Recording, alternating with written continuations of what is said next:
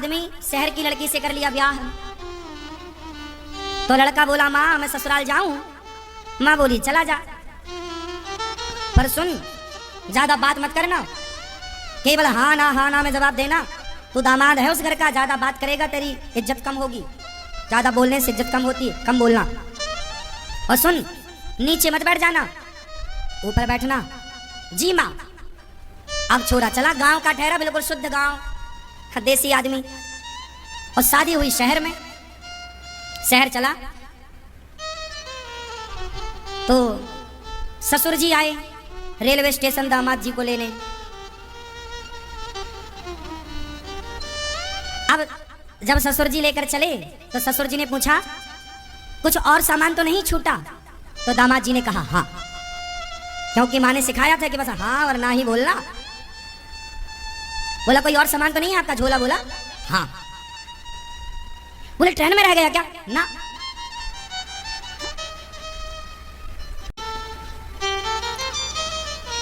तो सामान पूरा है आपके पास? हाँ।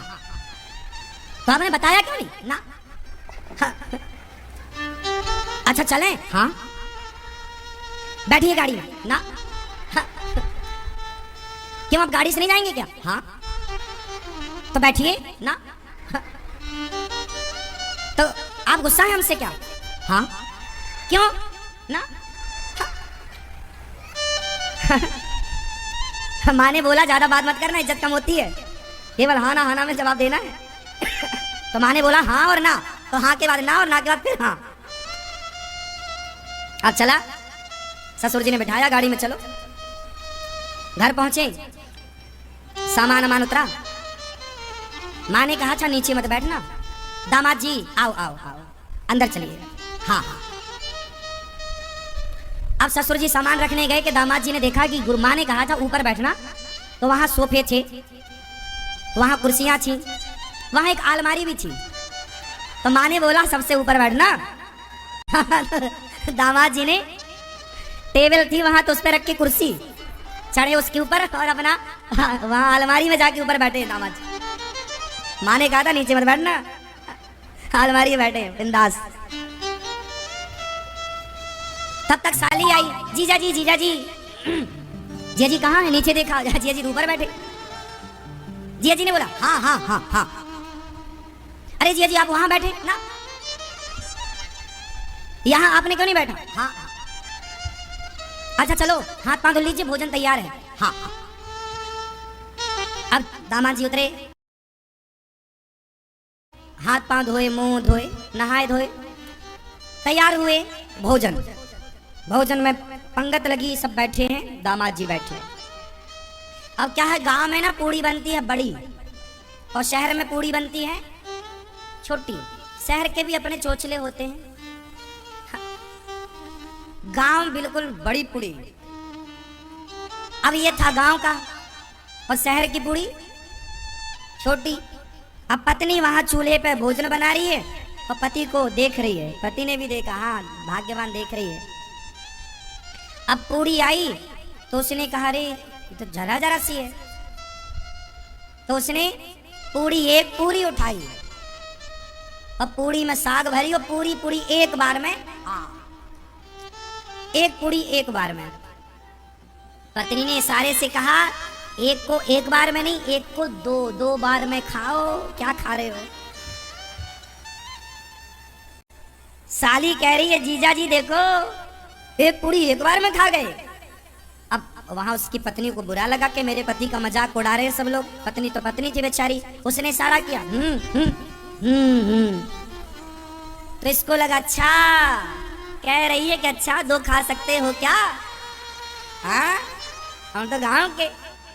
दो पूड़ी उठाई, हाँ एक नीचे साग भरी, ऊपर दूसरी लगाई और पूरी दो एक बार में। हाँ, पत्नी बोली भगवान दो नहीं, दो को चार भाग। अब उसने चार समझी भैया, चार चार खाना लगा। साली बड़ी खुश। तो पत्नी बोली अरे राम चार खा रहा।